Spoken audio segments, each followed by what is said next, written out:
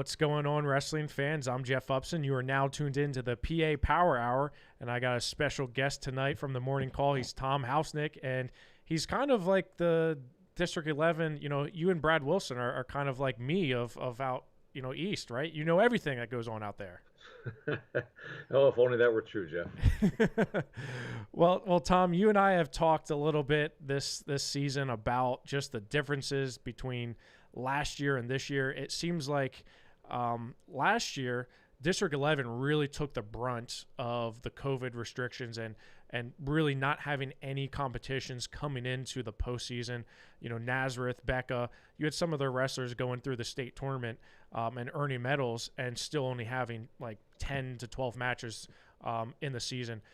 Tom, what's been different this year? Obviously, we've had more competition, but what's it been like for you and just for the district as a whole as compared to last year?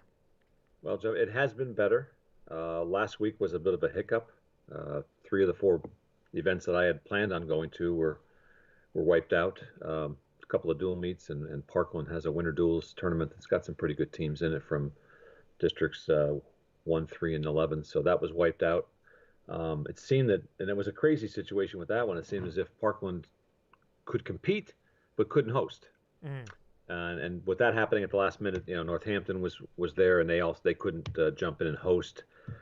So Northampton ended up having a match with Delaware Valley, which came all the way down from District 2 to have a Friday night match with Easton, and then just came over Saturday morning and wrestled Northampton, made the best of the weekend as much as they could, because obviously where they're located, they've got a tough situation trying to fill out their schedule, and they Right. do a great job finding some tournaments and finding some District 11 competition. So that works out well for them. But other than last week, it's been pretty good. The Holiday Classic at Liberty, supposed to be 32 teams. It ended up being 26. The two out-of-state teams didn't come, and Northampton was the big absence Right. from in-state. Again, Northampton's probably been hit the hardest of all of our teams. And again, between last year and this year, Northampton really could have used some mat time. He's Right. got a lot of young kids, a lot of inexperienced kids, and they're really suffering because they can't get any kind of competition consistently. They've only wrestled twice since the middle of December. So they've been hit hard. Last week, Parkland, Allentown Central Catholic, and the two Bethlehem City schools, Liberty and Freedom, were shut down. They didn't Right. wrestle. But other than that, and the fact that Bethlehem Catholic was supposed to wrestle some of those teams, most everybody's had some kind of rhythm, as opposed to last year where we were sitting through a 3-week shutdown where nobody was wrestling. Most kids weren't even in rooms until the middle of this month. So it's been better. Hasn't been great, but it's been better. I'm not looking over my shoulder as much, although with some big matches coming up, my fingers are crossed, and I'm hoping my phone doesn't buzz. Right. And I mean, you got Escape the Rock this weekend.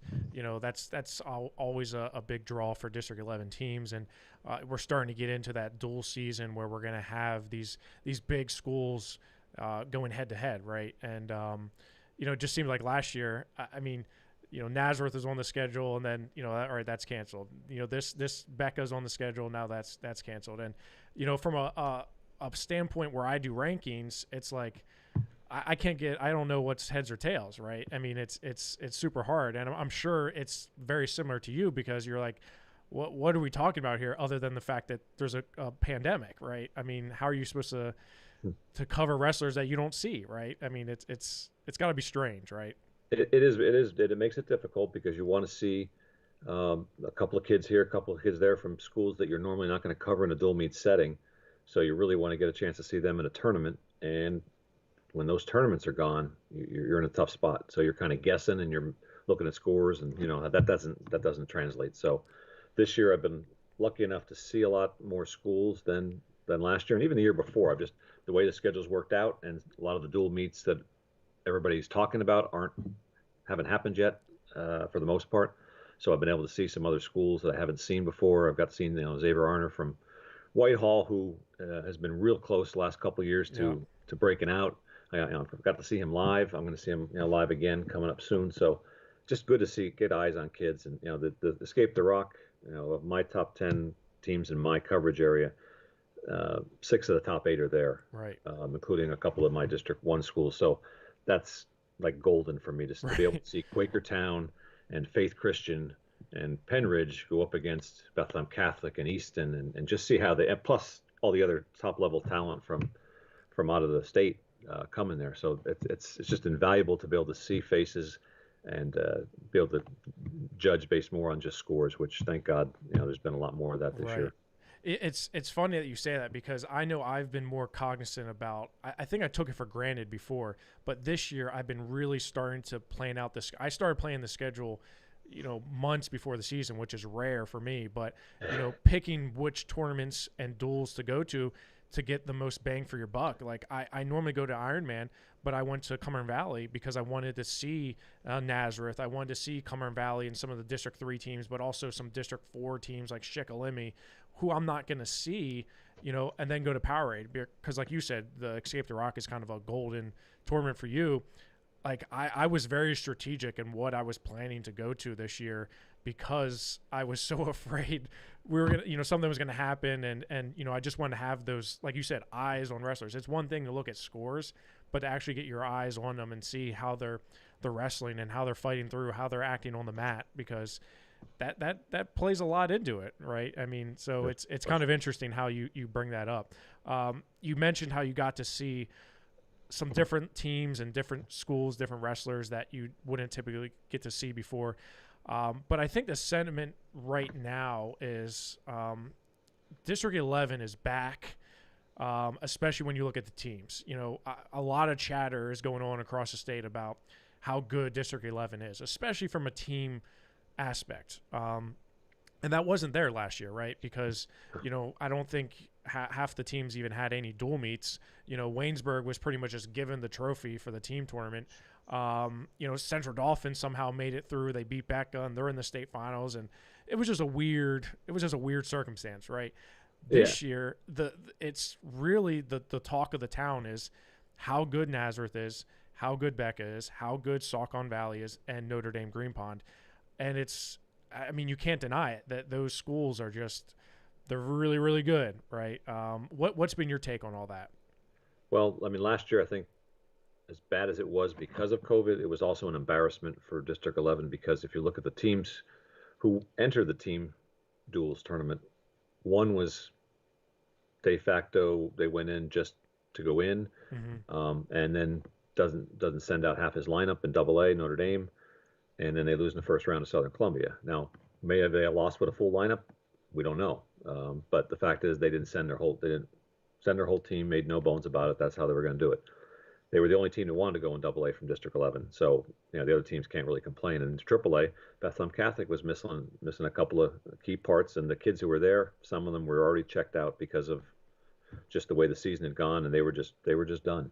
Right. And they wrestled like it against Cumberland Valley. More credit to them. They came out and like it mattered to them. And I think District 11 has a little bit of chip on their shoulder after the way things went last year, and they just so happen to have 4 really good teams, 2 in Double A and 2 in Triple A. I think again Easton is much improved, but as many saw last night, they've still got a ways to go. They banged heads with Nazareth, and Nazareth beat them 43-15, and it was every bit that impressive. Easton's very young. They had 1 senior starter, and one of the top 3 heavyweights in the state is their only senior right now in the starting lineup. So they've got some time, but Nazareth isn't exactly like loaded with all kinds of seniors, but Right. they're veterans. Last year they had two starters go into the postseason, and it was their first career varsity match was in a district tournament, A district, which is just it's bizarre. It's insane, course, right? Bizarre, and yeah. of course, it being Nazareth, both of them medaled, and both of them went pretty far, including Sean Kinney, who made it to the state final and sudden victory. So, again, Nazareth, top to bottom, has a lot of good kids. Bethlehem Catholic is better up top, and they've got an abundance of kids down below. Right. They've got some state medal caliber kids who will not be in the postseason lineup. And again, they've got a couple guys hurt. When they come back, they're going to be really tough to beat. That's going to be, again, with the crazy schedule. This is getting off target, but the EPC schedule, Bethlehem Catholic and Nazareth don't meet in the regular season. So they will meet on what they call EPC Day on Saturday, the 29th of this month. for the EPC title, and then they'll meet in the district final, and then who knows after that. But Right. that's already, again, that's on my calendar, a few months earlier, and it's no different in Double A. Saucon Valley has a pretty good lineup. They've got 4 freshmen at the bottom that are probably the key to their team postseason hopes, and we'll find out how good those freshmen are on Thursday night when they wrestle Notre Dame for the first time of what will Right. probably be a few. And Notre Dame's upper weights are better, just like Bethlehem Catholic. They are better. And their lower weights are pretty darn good. Some of those kids have come a long way in a couple of years, and Notre Dame and Bethlehem Catholic have managed to stay in the room more than any other teams in District 11 the last 2 years, and Mm. that's noticeable for particularly when you see how their young kids are now. Again, forget Nate Desmond; he is what he is, regardless if he's in a room or not. And the same thing with when we eventually see Colin Rath. But Right. there are other young kids who needed mat time are getting it, and that's why they're in the good positions they're in too. So going back to Nazareth, because you just saw Nazareth last night against Easton, I look at their lineup, and I got to see them the opening weekend. They were without Charlie Bunting, but they still, I mean, I can't believe these journeymen, right, that they have there, like Aiden Rader, who I knew the name, and I looked him up, and I'm like, oh yeah, that's right. He wrestled a couple matches every year. He's back. Nick Foster, a guy who's had a really strange career. Chase Levy, another guy who's had a kind of strange career. These are the guys that I look at. I'm like, I can't believe, one, you're still wrestling, and two, you're putting out the output that you are. Because Raider, I mean, he was knocking off guys that he had no business doing, based on his credentials. Chase Levy, same thing. I mean, he's right there with some of the top guys in the state. I look at their whole, right? Obviously, we talk about freshman phenom Tahir Parkins, right? We know how good he is. We know how good Sean Kinney is after last year. We know Sonny Sasso is a completely different wrestler than he was last year in March.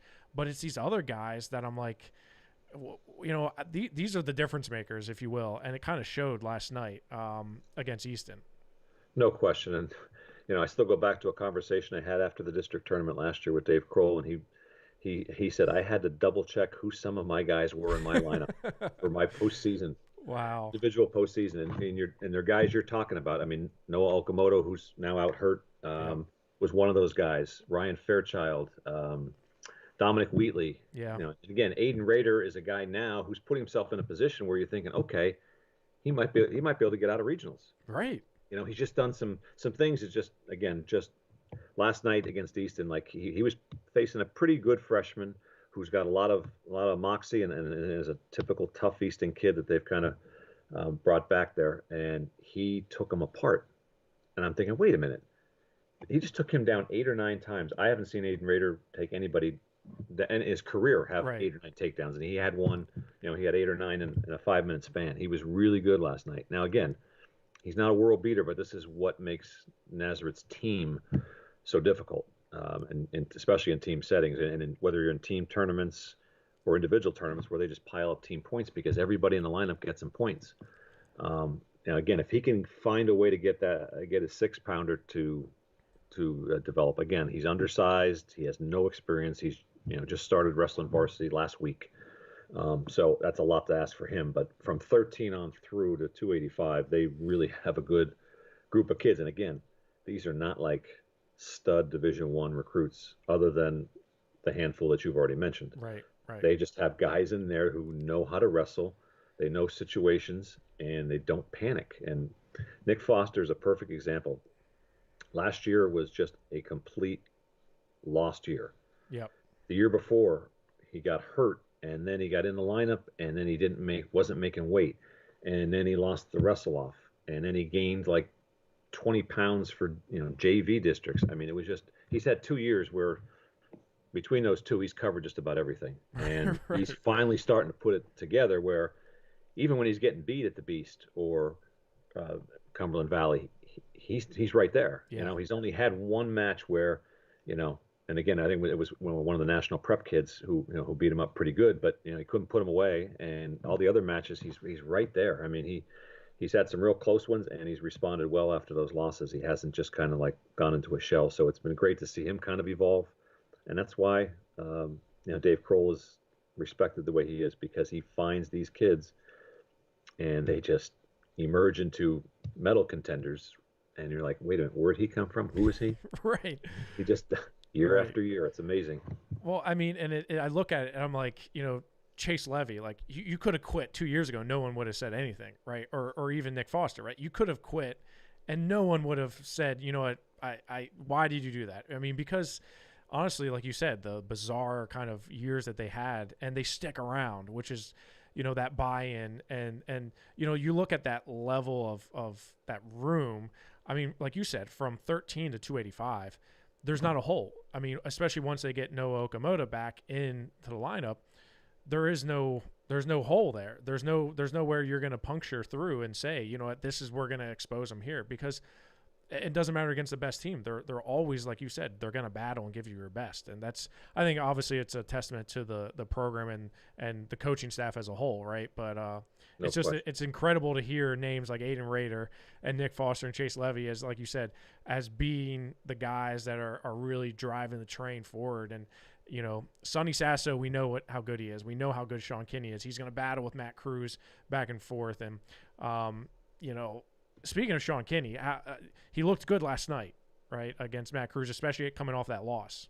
Cruz had his attention. Let's put it that way. Yeah, He seemed, and the word isn't disinterested, but at the holiday classic final against Cruz, he just wasn't as into the match as we expect. And again, I saw that once last year, and that was in you think here, the super regional final against the kid from West Scranton, who right. he had Yes, I remember handled. that. Yep. He had handled him the week before, and I think he probably thought, I'm good, and he wasn't. But then he went and turned around and had that kind of state tournament. So I think that was good for him to see Cruz, and it's going to be good to see Cruz, every other week for Right. a few weeks coming up soon. I think that's good for both of them because they're two different wrestlers.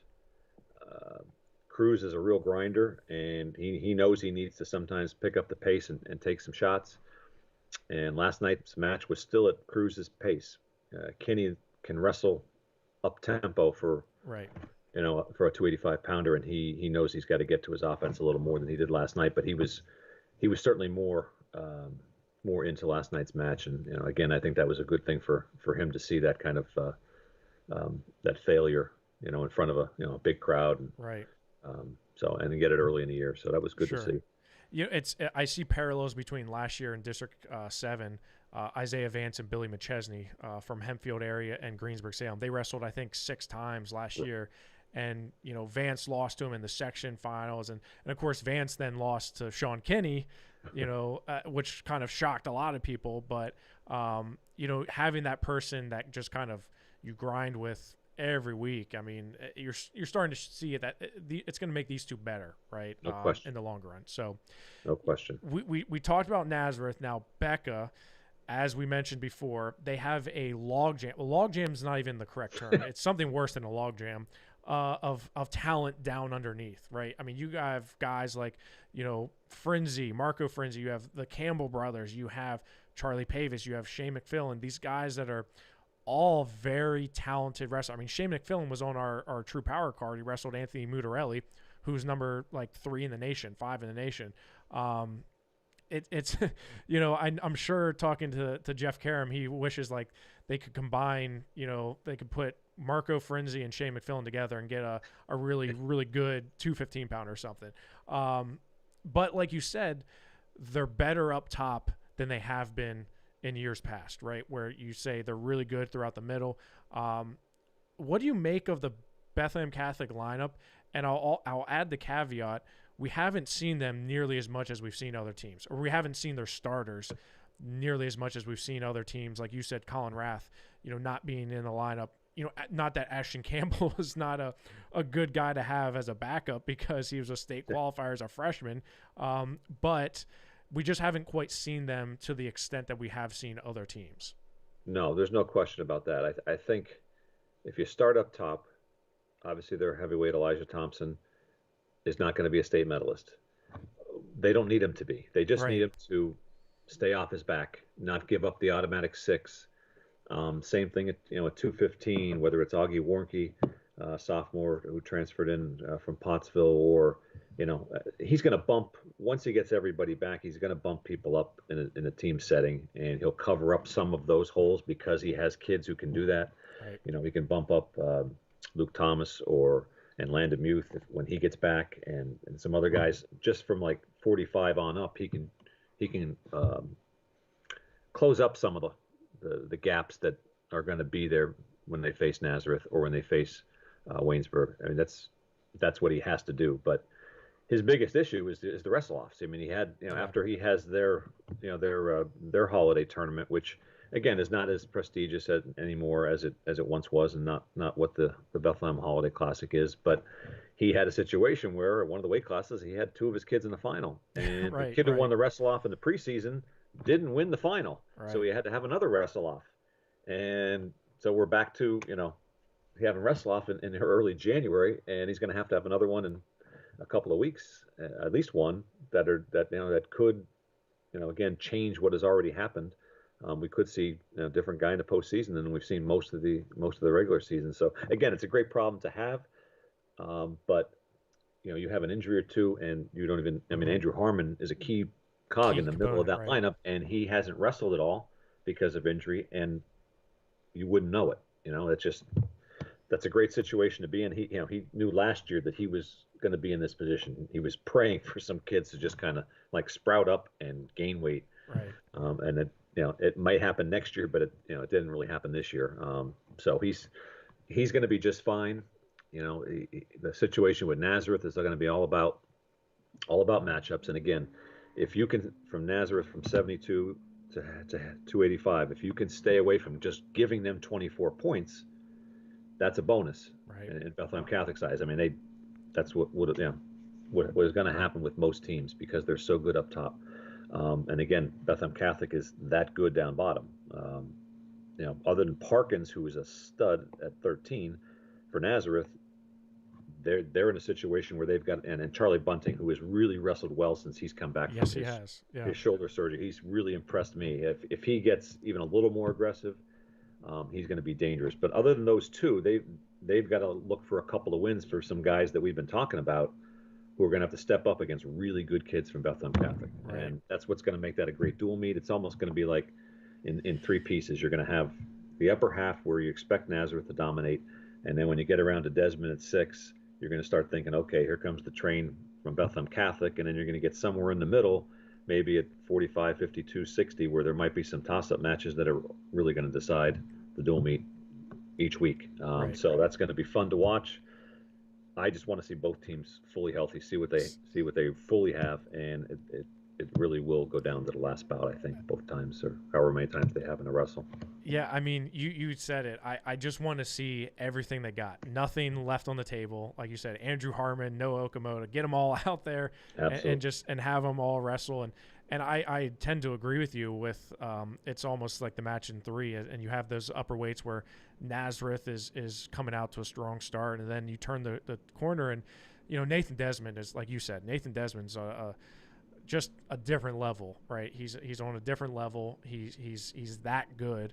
But then to hear Parkins, right? I think he's gonna have he's gonna have to get a big win, right? And Nope. Charlie Bunting's beat Cale McIntyre like I think 6 times in his career, right? I mean, and Charlie's wrestling better than he was before, I think too. So I don't know how much of a mental aspect comes into that, like Nazareth kind of being the hey, we're gonna come out and punch you in the mouth type of mentality. I don't know, because Becca, like you said, they're maybe ducking and diving and weaving a little bit, but they're gonna be right in the fight, right? No question. And then it all depends too on where that match starts. Because if it Yeah. starts in the middle where you think you're going to have the best matches competitively, then what does the emotion become after you see what transpires in those 3 or 4 bouts? Does it put more pressure on Nazareth's upper weights to make sure they get pins, or does it do the opposite to Bethlehem Catholic when they Mm, come around again, that they've all got to come up with big bonus points? I mean, there's just again, there's so much that so many factors that can come into those two when they go together because they're that close. There's so much, and it's again, I'm just counting the days until the first sure. match, and then be excited when we get that, and then move on to the next one, and so on. So that's pretty fun. So looking at the state, I mean, I moved Nazareth up to number one once Charlie Bunting came back and we saw the form that he was in. Um, Waynesburg, they lost a few hammers, right? They lost Luke Augustine, they lost Wyatt Henson, but from a complete team standpoint, it's going to be hard for any team, let alone Becca, to beat them in the state, which you look at the track record that Nazareth has. It's just like, when is this going to stop, right? I mean, they keep on doing it, right? And when you look at Double A, I would say it's a little bit different because Saucon Valley is just. I'm not saying they came out of nowhere, because they didn't, but they have such a good core freshman class and some upperclassmen that just have been constantly, much like Nazareth, grinding out years and taking their lumps. Saucon Valley, I mean, at first when I sat down and started looking at Double A state team rankings, I'm looking at Southern Columbia, I'm looking at Reynolds, I'm looking at Notre Dame, I'm looking at Saucon Valley, and I just, especially after that first opening weekend at Top Hat, I'm like, my gosh, Saucon Valley is really tough. I mean, they have all the pieces in place. I just look at them as the most complete team in Double A, especially after Reynolds has just the wells is dry, unfortunately. Yes. for Reynolds, and District 4, you have some really good teams, but my gosh, Saucon Valley's just, like you said, from top to bottom, much like a Nazareth. I would say almost like Nazareth. There's very few, chinks in the armor, if you will. What has been your observations of seeing the guys from Saucon Valley competing thus far? Well, I did see them at Top Hat, which was one of the reasons I went there. That and the fact that Northampton went there instead of going to Beast. But there were some young. I wanted to see the 4 freshmen. I wanted to see what level they were at, and obviously Cole Hubert was the one who impressed me the most that weekend. Wasn't a great field at 106, but he took care of business, and he took care of business fast. And the other kids had some adversity, and it was great to see how they bounced back from a loss in the quarters or semis and have to battle back that same day. Here you are, you're going from being big boy in the lower levels, and now you're at the varsity level, and bang, you get beat, or you get beat up pretty good. And it's nice to see how they responded. But it's more some of those kids that have been around for 3 or 4 years, I think have gotten better. Last year was so difficult to judge.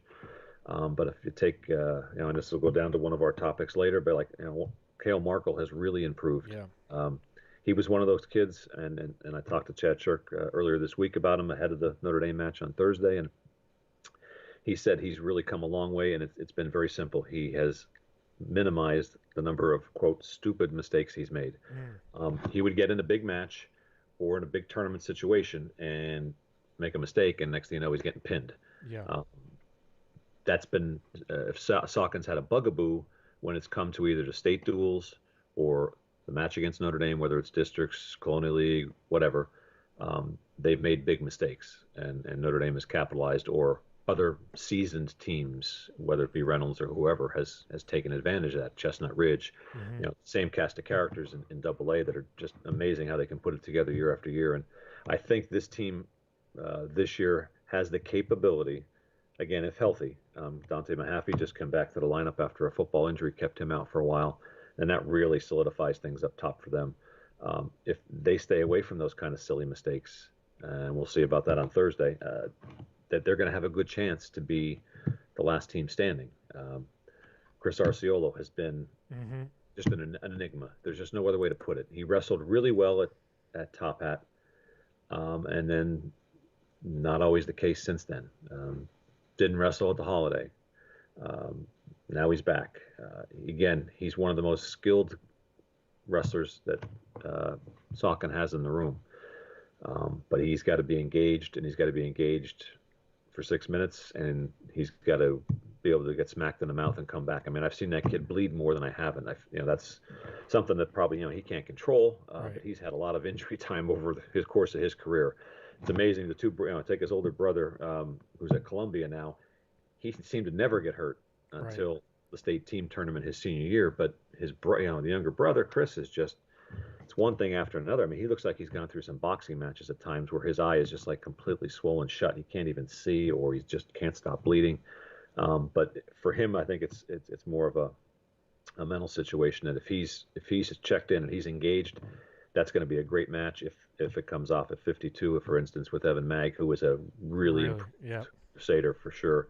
But Liam Scrivenich at 60, he's not had some luck, not had luck against a Holden Garcia or whoever he's wrestled at Notre Dame for that matter. I mean, he's got to step up. Jake Jones, another one. He's been really really good, and he's demolished all inferior competition. But it'll be anxious to see how he handles somebody who's not going to just give him something to wrap his head around in the right. first period. And again, up top, they've got some really good kids. Ty Fizemayer's come a long way.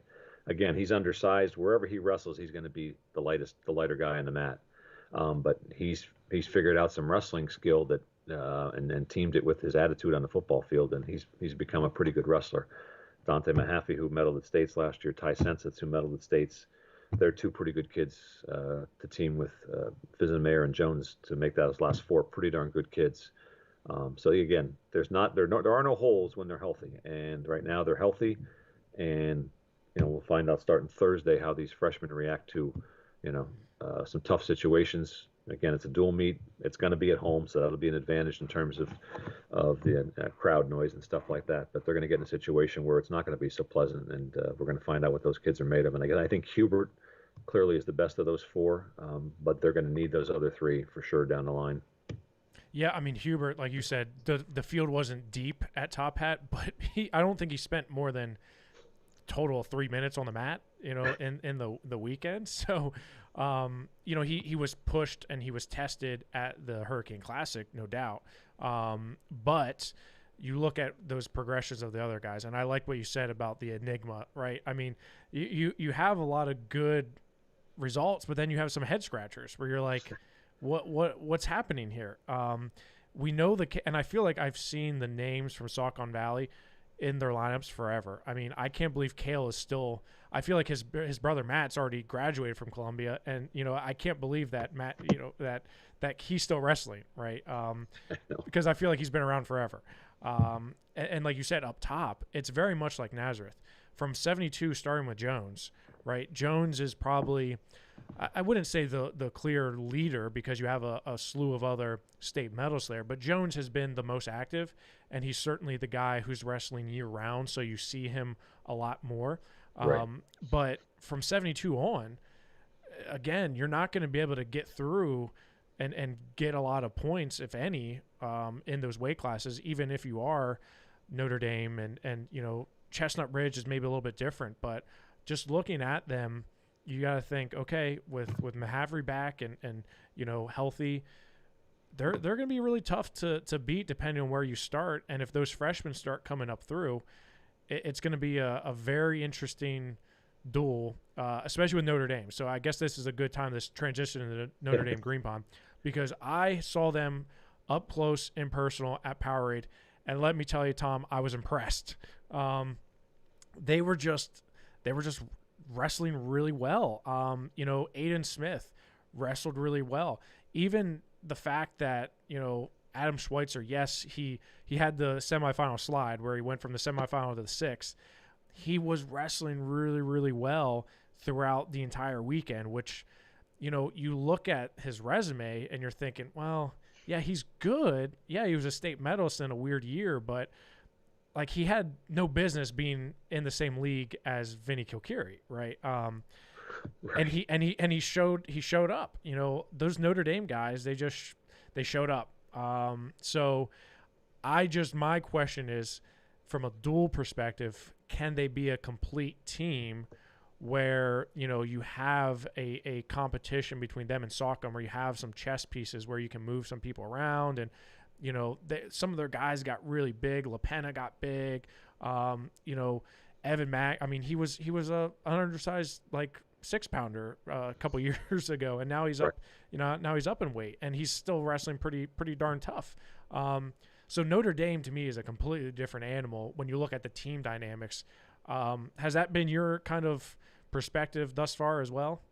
Yeah, again, I think that's they're an intriguing matchup for Notre Dame and Saucon. I think it's really unique. I've gone up and down the lineups a couple times here today ahead of Thursday, and again, I've come up a couple scenarios where I think Notre Dame wins. Again, the match at 6 is crucial. Crucial. All right. Smith, I kind of dismiss um, the way things turned out when they met at the Beast in the Constellations. Smith was confused about when he was wrestling and had to basically race to the mat just in time before it became a forfeit, and then he got pinned Geez. the first 40 seconds by Hubert. But so I think that's going to be a dogfight. It's important. I think Notre Dame gets points there because then the next 3 with the Saucon freshmen, and you take a kid like Schweitzer, who I think is one of the most improved kids. If you told me 2 years ago that he'd be a medalist in any year, I would say, are we talking about the same kid? Now I'm looking at it like he has the potential to get bonus points that are going to be huge for Notre Dame against Saucon or against anybody else. He has that potential now. But again, I know we talk a lot about transfers, et cetera, with the private schools, but I look at Schweitzer and I look at Evan Mag, and those are 2 Catholic school kids who have just evolved into really good wrestlers. I mean, Evan Mag has filled out tremendously. I mean, again, he was all arms and legs and skin and bones for most of his career, and now he's a good-looking 52-pounder. Those 2 kids are key because, again, Mag with Arciolo and Schweitzer against the freshman, there's a chance there that those are big swings in the match because I don't think Joey LaPena is going to go on his back at 89. I don't think no matter who Saucon puts up against him, he's too good of a wrestler. So I mean, he could even win. I'm not dismissing the fact that LaPena doesn't win at 89. Sure. So that's something that they didn't have in the past, and they still had good success against Saucon. Where it comes down to is some of the guys you don't talk about a lot. I mean, Holden Garcia's had a good track record against Saucon. He's going to be hard to beat. But you're looking at Keegan Ransby, the freshman at 45, against Markle, the seasoned senior now, who seems to have his act together. You have Bryson Vaughn at 38, who has wrestled well against Saucon Valley, potentially facing Travis Riefenstahl, who has not wrestled well against Notre Dame. Neither has Connor Nicholas at 32, and he's got to face Brandon Klutzis potentially. Right. So you start looking and saying, okay, well, Notre Dame can get some bonus points from 3 or 4 or 5 of these matches. All of a sudden, that negates the strength of Saucon up top, and then it comes down again to a couple of toss-ups and who gets them. There's no clear-cut favorite at 13 between Fetterman and Grog. I mean, those are 2 unknown freshmen. Yep. What's going to happen there? Poor, they've been thrown into some tough situations and had some mixed results. So there's a lot of ways this thing can go, and I've gotten a different score every time I go through it, and I'll probably come up with a couple more before Thursday. But those 2 are going to, again, then you have the whole theatric stuff with other potential factors thrown in there, and you just never know what you're going to get with those 2. So when they meet the next 3 weeks, essentially the next 3 weeks, they face each other Thursday, which is the 13th, and they wrestle on the 31st in the Colonial League Championship, and then the next week in the district final. Those are going to be 3 hotly contested matches. For sure. So I'm looking forward to it again. I'm counting the hours till Thursday, so that no phone calls come in that one. But those 2 have managed to stay pretty good. Saucon had a little bit of illness, but it wasn't COVID related. But we're in the winter season; kids are going to get sick. Right. They had a couple kids, 2-3 kids out at the holiday, which I was looking forward to seeing how Saucon stacked up against Nazareth when it came time for team title. That would have been a good matchup, but they were missing 3, and again, Quakertown, one of my other teams, was missing 3 of their best kids. So would have been an interesting comparison to see how Nazareth stacked up against 2 other pretty good teams. So, but I'll take what I can get, and as long as the phone doesn't ring these next few weeks, I'm good. and like you said, they very much will probably see each other 3, maybe 4 times, just in the next month or so. So we're going to be able to see, all right, adjustments and where they're made, and it's. I think you kind of said theatrics. I mean, there's no love lost there, right? Between potentially the 2 programs, right? And this is even without Ryan Crookham in the lineup. right? Correct. And that would have added in a whole nother saga and I would say distraction to the dual meet. But imagine how good Saugon would be even with him in the lineup, right? It's interesting to see that, or you could say, or him being in the lineup in Notre Dame too. I mean, Right. I'm really bummed about that we're not going to see Ryan wrestle, potentially for the rest of his high school career, which is, obviously an unfortunate thing for wrestling fans as a whole because, he's been one of the best in the state over the years. No question. I mean, I looked at, when he walked off with that second state title a couple of years ago, and I thought, okay, he's got 100 wins. He's a sophomore, and I know the schedules are done differently, and he probably won't get enough matches to get to 200. But man, it would have been fun to watch that and watch him go for 4 state titles, and then bang, Right. it's gone Yep. for a variety of reasons. And now here we are, just hoping to get one more glimpse at him, Right. just to see, remember how good he was for 2 years as a freshman and sophomore at Notre Dame. He was, tremendous talent. He's a really good kid. Pretty humble to talk to. For So, sure. his better days are certainly ahead of him though too. So, Yeah, I certainly hope so, and agree with you as very a humble kid. You had talked about Schweitzer and how if I would have said he was a medalist in any tournament, you would have got my head checked. There's been a lot of surprises thus far for me looking at some of the results and seeing some of these guys in person. Right out of the gate, though, I'm going to start with Oliver Fairchild. I mean, the story here is incredible, right? He beats his former teammates, and he beats him twice, right? And Braxton is a guy who's a state medalist twice before. I mean, I don't know what was going on in the room, but I would assume Braxton was probably beating him in the room. And I know what it's like to get beaten by a teammate consistently, and it's very hard on the soul, right? And then to turn it around when you're wearing different singlets, I don't know what he's been doing, but I want to know what it is because it's incredible his turnaround, and you got to see it again last night. What's been the difference for Oliver Fairchild in 2021, 2022? until I saw him at the holiday, I thought of him as a track cross country kid who happened to wrestle. Okay. And now he's a pretty good wrestler.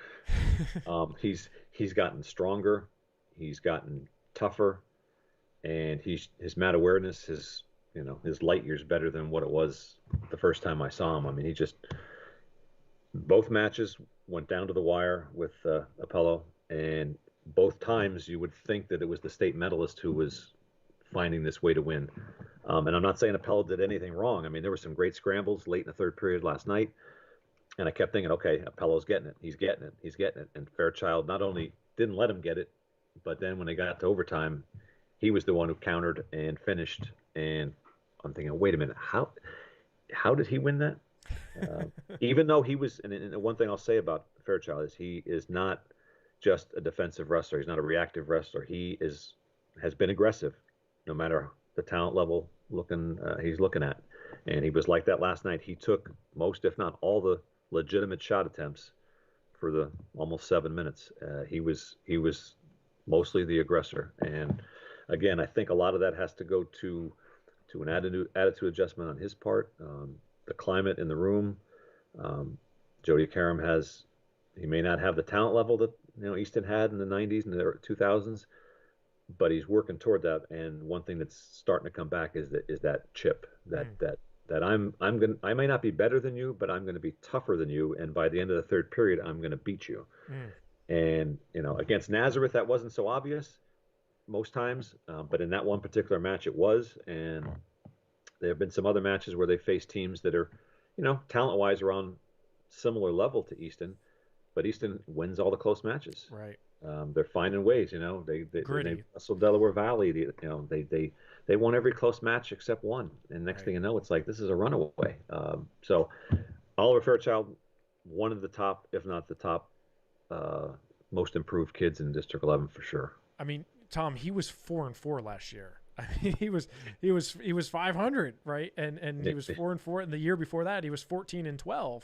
And when I look at that from a purely numbers standpoint, I'm thinking, you either did something very significant over the summer, like you went to a camp or you went to a mental training, it's something, because you just don't, it doesn't just switch. But I mean, you're right. Maybe that's a testament to Jody Karam and kind of the attitude in the room that he's in right now. But and there actually has been some other kids from Easton where I'm looking like, how is this?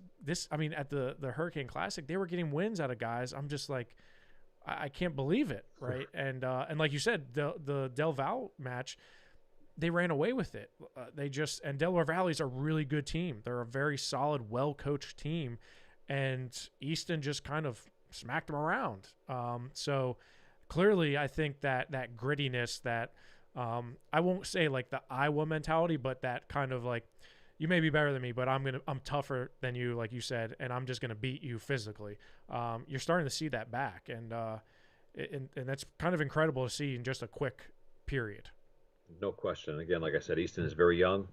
Fairchild still has another year.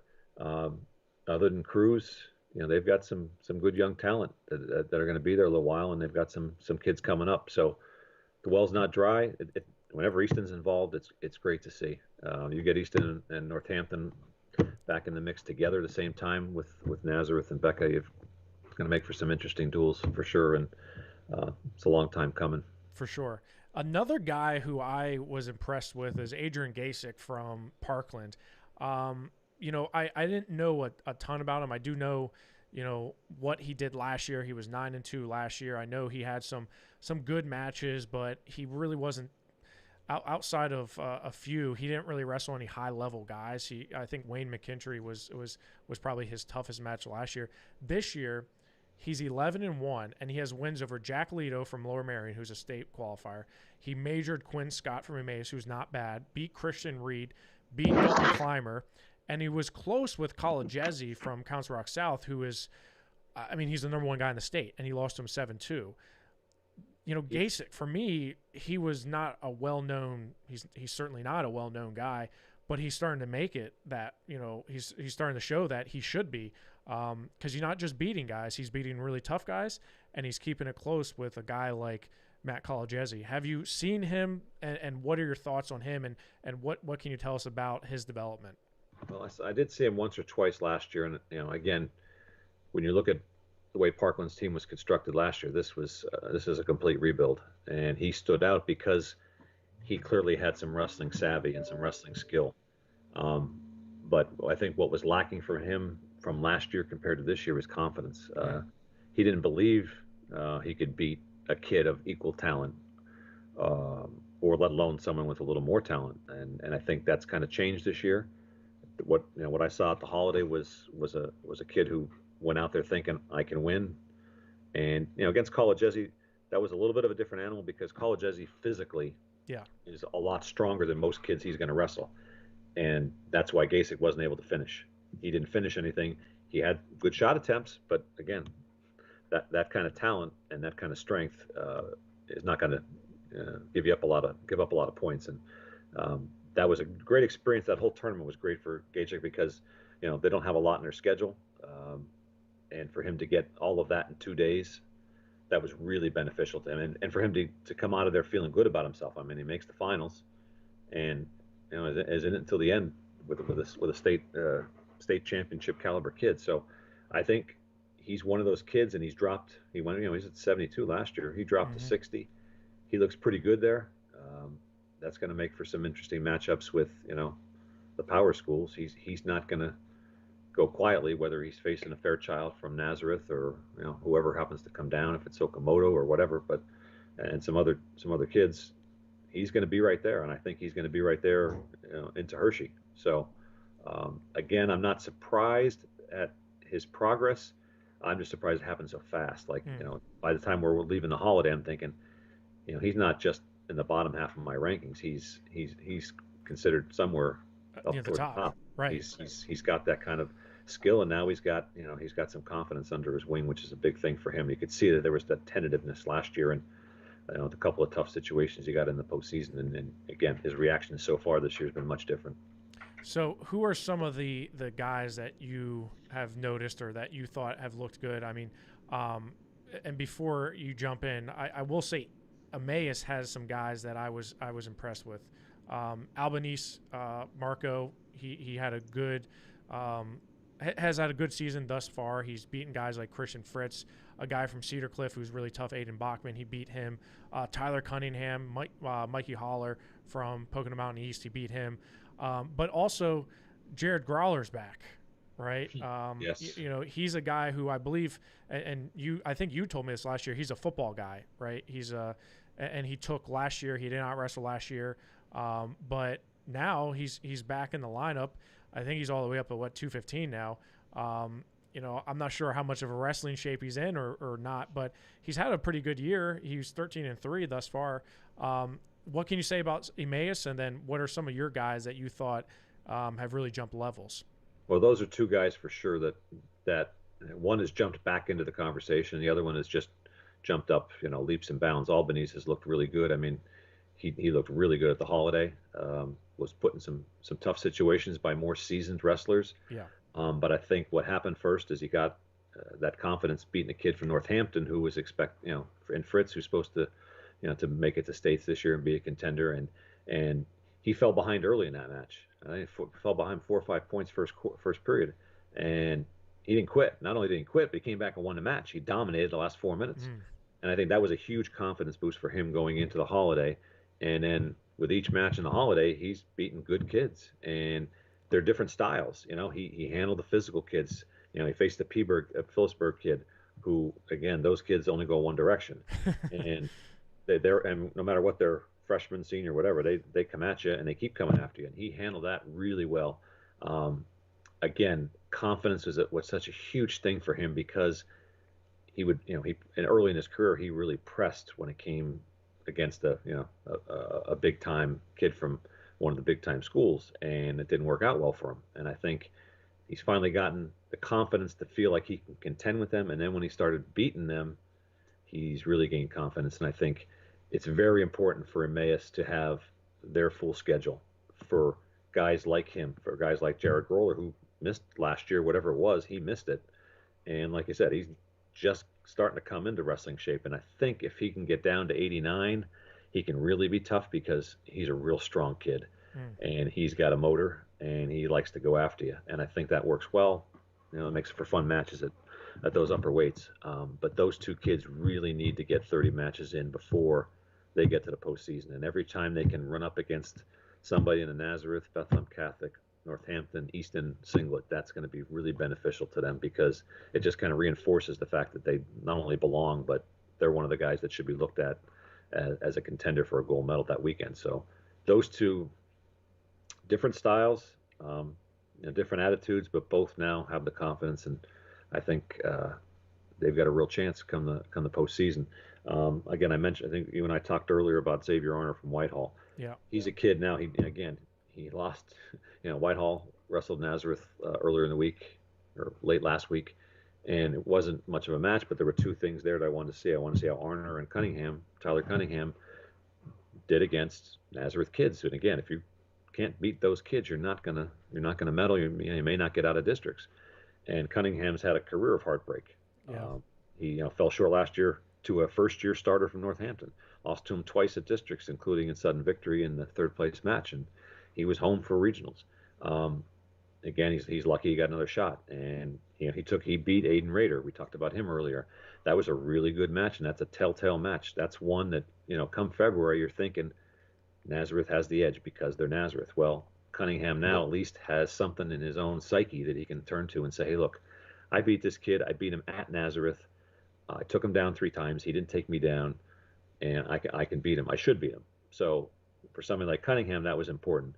Now, Arner, he lost again to Dominic Wheatley, and again, it was 1 point, and it was a match that you think Arner's leading in the third period. You think he's going to win. He's got control, and the next thing you know, Nazareth kid finds a way to win. Mm-hmm. But Arner's a different kid mentally. He's one of those kids where that's over and done with. I forgot about that the second I walked off the mat. I still believe I'm the better guy, and I'll prove it next time. Mm-hmm. And he's got that going for him, which I think is really important. I mean, he lost heartbreakers last year at Super Regionals to Condomini by a point. 1-0, I believe, was the blood round match. and again, he had every business to win that match, but just didn't. And I think he's got a lot to draw on and has that different makeup that he can finally get over the top and get to a state medal stand rather than just a district medal stand, and look at back at what could have or should have been at regionals, or in the case last year, super regional. So those two kids come at it from different perspectives, and again, I like Arner's chances. Wherever he ends up, and wherever the younger condomini, Dagan condomini, ends up, they could be seeing a lot of each other in the postseason. So those are two kids that you don't normally hear of from a school that I don't get a chance to see much. Which Right. It was nice to put something other than just a score or a record. In Double A, we've mentioned Markle, who I think is the most improved Saucon Valley kid I've seen in a while, because he came from a situation where he was always seemed to not wrestle well when it really counted. And again, you hate to have that kind of reputation as a kid, and he's not a quitter. He didn't quit. He just made mistakes, and I think he's really cleaned that up. I'll be anxious to see again how he performs against Notre Dame on Thursday. We touched on Dalton Clymer. He got hurt tonight. He injury defaulted out of their match with Saucon Valley. Liam Scrivenich, they wrestled again. Scrivenich beat him in the Holiday Classic, so that was an overtime, I think, right? That was a definite eye opener for me, because Scrivenich had a great off season. He's really bulked up. He was one of those kids just thrown in the lineup when they needed him, or there was an opportunity in a dual meet, and he would wrestle up two weight classes, and you couldn't really get a gauge on how good this kid could be, but he's really committed himself to the sport. And I think he's at a tough weight class at 60, but there's no place to go. He can't go up. Jones can't go down. Arciolo. So he is what he is at 60, and I think he's got a chance to make it to states if he wrestles really well. But that was a telltale sign for me that he could beat a healthy Clymer, even though we're talking late December as opposed to February. But that was definitely a confidence boost for him. And again, the last thing anybody who has to wrestle Saucon Valley wants to see is another kid gaining some confidence and figuring out how to win some close matches. But he's one of those kids that has impressed me. So again, it seems like it's still a lot of the haves who have these kids rising up. But as we've seen with Whitehall and Emmaus, there's a couple of kids there from each school. And again, Quinn Scott's decent wrestler. His younger brother has shown. Yeah. Jesse has shown some life down at, I think, 32 or 26. He's not afraid to get after it. And again, some of that is just like freshmen not knowing any better. I'm not supposed to be here. I'm not supposed to beat anybody. So interesting to see how he kind of evolves this year. But he hasn't looked bad. So Emmaus has a nice team. Parkland, Emmaus, they're coming up. Again, you have Bethlehem Catholic, you have Nazareth, you have Northampton and Easton. Parkland and Emmaus and Freedom are trying to crack up, and again, that's only going to make the district better. But you just don't know. Freedom's another team. They haven't wrestled a lot. Yeah. It's been a bad situation, just like it was last year. But they've got a kid or two. CJ Horvath, he's had some heartbreak in his young life these 2 years, freshman sophomore year, been this close to advancing and getting to states, and just hasn't happened for him. He's been at the wrong weight class at the wrong time, and that may be the case this year. If he stays at 20, you're looking at Bunting and McIntyre and Austin No. I mentioned him from Northampton's a tough kid who doesn't back down from anybody. He just got down to 20 this week. So again, it starts to get crowded, and then you're thinking, okay, who's the odd kid out? And right. There's a lot going on there, and I'm not sure. But Horvath is definitely a skilled kid. He's finally filled out a little bit. I think 20 is a good weight for him. Be interested to see what he can do. He's one kid I'm hoping can break through. He's really battled to the end, but just the first 2 years it's been a tough grind through some tough competition. He hasn't lost to kids he shouldn't lose to. He's facing quality kids, and you throw a Jack Caruso kid in there at regionals from Delaware Valley, who has now dropped to. He's coming down to 15. That just creates a whole other monster there at 113, 115 with Carson Wagner from Northampton and him. So it's getting interesting. But again, those are some of the kids that we'll see if they can find ways in February. But some of them have definitely taken steps here in the first 6 weeks or so of the season. You've kind of jogged my memory with Arner and Cunningham. They really did. They've had some setbacks. I can remember thinking, having them high in the rankings and then just kind of like fizzling out, right? Heartbreaks and districts and regionals, and I now that you've mentioned it, I really thought, man, like Arner, he was right there. I mean, technically he was a super regional qualifier, right? So he had a quote state qualifier, but man, he's had some matches where you're right.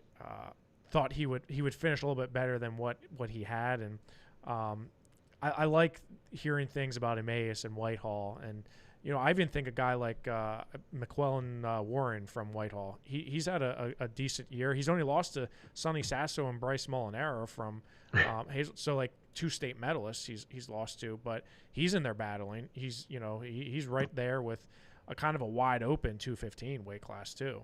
Yeah, and he's another one. He needs as many matches as possible, and it's great that he got to wrestle those two. I mean, he wasn't on the mat long with Sasso, but not many people are, and No.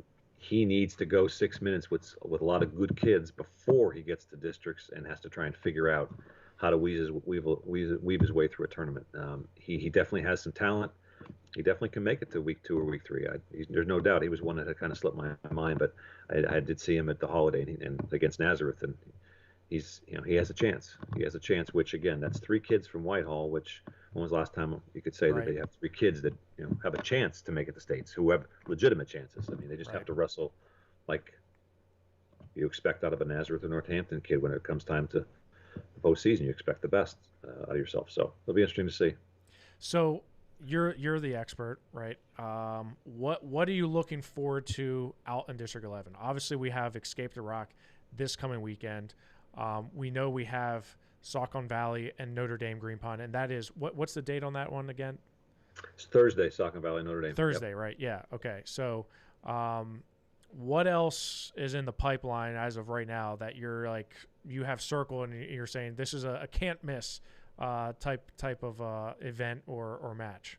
Well, next week is actually another really good week. Back, again, fingers crossed. But Northampton goes to Nazareth, and from a dual meet perspective, Nazareth's going to win. They're going to win handily. But there's 3 or 4 kids from Northampton who are really good, and they're going to find out how good they are. I mentioned Dagan Condomini. He's looked really good at the top hat. He was dominant.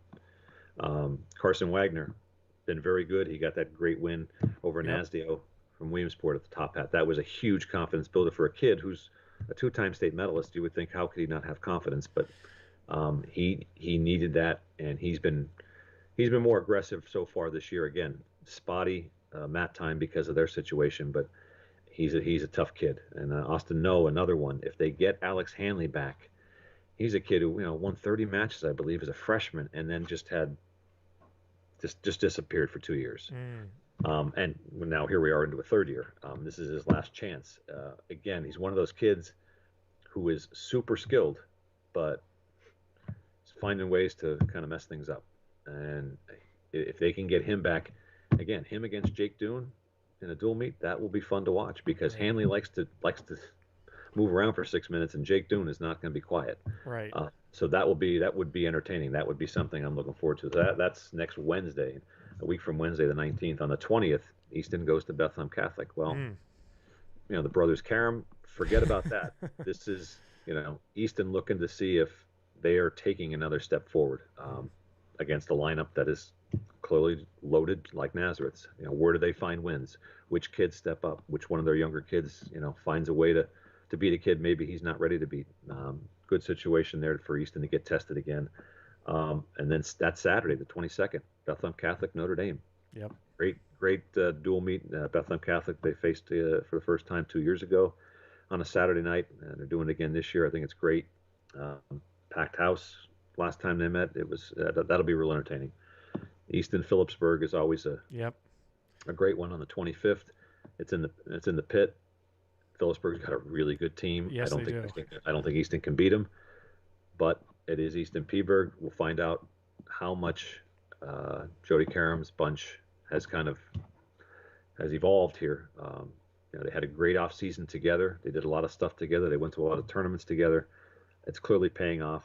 All right, but now we're talking Nazareth. They wrestled. They're coming up on Bethlehem Catholic. Then they got Phillipsburg. before they get into the team duels. They're going to find out, Oh yeah, real what quick. they're made of. And again, they're only going to get better from those kind of matches.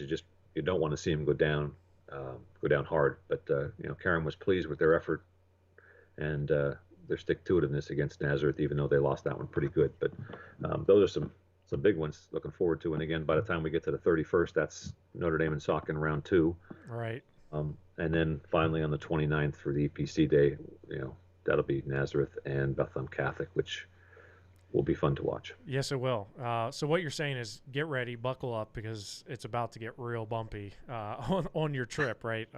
And this is really where we start seeing all that hard work pay off, and it's like you said, the chess matches and the multiple weeks of wrestling each other. It's not like football where you wrestle one time in the playoffs and you could see somebody for 3 weeks in a row, right? I mean, we've seen it multiple times where Becca and Nazareth have wrestled, all the way through the state finals. So it's going to be a lot of fun to see how it evolves and develops. And I know this is a District 11 focused, but you also cover Quakertown. I got to see Quakertown at the Midwinter Mayhem, and let me tell you, Tom, I was impressed. Mason Ziegler is really, really tough. We did the broadcast live, and he really impressed me. Their freshman Colin Gash, he impressed me. I mean, they're on the up too. So again, I know we're talking District 11, but they're your coverage area. They're going to be a fun team to watch come the individual and team postseason as well. There's no question. Ziegler had a semifinal in the holiday against Bunting, and Bunting Yeah. did everything to funk his way out of one Ziegler shot after another. Ziegler is right there with everybody from District 11. That kid is really good. Freddie Redder at heavyweight. Yep. He and Cruz had a blood round match at Super Regionals that went to overtime. Great match. He's right there. If he's healthy after his football injury, he's going to be right there. And the Colin Gee at 38, it's hard to believe he's a freshman. It really is. He's especially at 38. He's really, really good. He was one along with Redder who didn't wrestle at the holiday. I was really bummed. There's no doubt he would have been somewhere on that podium. But those three kids in particular, that's a really good nucleus. And again, they might get out of District 1 for team states. They really have a chance. They've already beaten Council Rock South. I mean, again, it was the opening duel, but they beat them. Which, if it would have gone the other way, it would have just been, well, it's the same old. We can't get past Council Rock South or Springford. So they've got a good team. This is probably his best shot at getting not only two states, but maybe winning a match or two. He's got a pretty balanced lineup, so they'll be fun to watch. And Faith Christian in Double A. Oh my gosh, they've got some freshman hammers, man. They are really, really good. And he's got a couple holes. Like he's going to give 6 up in a couple of spots, but where he's got kids out there, they're really good. The Max Stein kid, to me, I know Gage Botero gets a lot of the headlines, and he's phenomenal.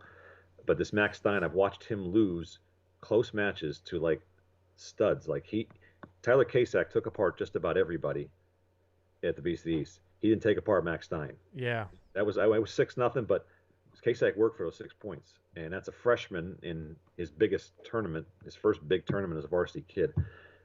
They've got a good team. The Music kid at heavyweight, he's not going anywhere. He's pretty good.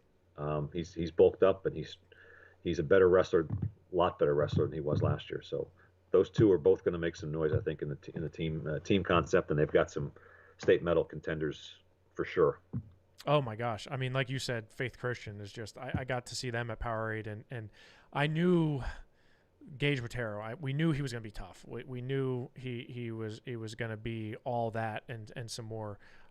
Just seeing what he did in Fargo and the off-season stuff. Max Steen, like you said, he was a really good youth wrestler, but again, how does that translate into high school? And I mean, he took Colin Stone King, a state medalist, Division I recruit, to overtime, and that was a very, very tight match. He just beat some guys that you're thinking like, wow, how's he doing this, right? So yeah, he's gonna be a lot of fun. They're gonna be a lot of fun to watch for the next couple of years because they have some other big names coming up through. And man, it seems like they got all the right pieces in place. So that's a team that's not going to go away anytime soon with the guys that are involved in that program. It's exactly. They're building for the long term, right? So No like question. you said, there may be holes now, but that's a team that you're not going to want to face in a couple years, right? No, I mean, again, the holes we're talking are maybe two. So Yeah. they've got it to the point now where they've got 11 kids who are pretty darn good. They're not going to give anything away. So they're good now. You're right. They're only going to get better. Those freshmen are really good. And you take a Musica and an Eric Alderfer in there, two good seniors. Yep. They're going to make some noise. Yes, they are. Well, Tom, I really appreciate it. It's always great to talk with you, but it's even better to talk District 11 wrestling with you. Mitch Rupert sends his regards. He's at the Southern Columbia Benton match. I was telling him earlier, I said, I'm doing rankings, and later I'm talking to Tom. And he says, boy, I don't know what's worse, doing the rankings or having to talk to Tom. And I'm thinking, that's not right. Don't, you're just because you're out of the league, so to say, you're not in the thick of it like you used to be. You don't need to rag on Tom like that. You've never done anything to anybody. Right? He had to tolerate me for a day at the Top Hat, so he's probably still reeling from that event. So he probably is. Well, we appreciate everything you do. We look forward to hearing your your analysis on District 11 and the teams that you cover. So we hope you have a wonderful Escape the Rock. I'm sad I'm not going to see you at Escape the Rock because I feel like that's when we always get to catch up and hang out. So we'll have to make I'll see you down the road. Don't you worry. So we'll find time. Absolutely. I appreciate having me on. Absolutely, Tom. Well, we appreciate it. And as always, you can check out papowerwrestling.com on Rockfin. We got podcasts. We got updated rankings that we just are publishing tonight. We got dual team rankings coming out, and we got our live streams coming. We're doing the Allegheny County tournament this weekend, so we're really looking forward to that. For Tom Housenick, I am Jeff Upson. Thanks for listening in to the Power Hour on PA Power Wrestling.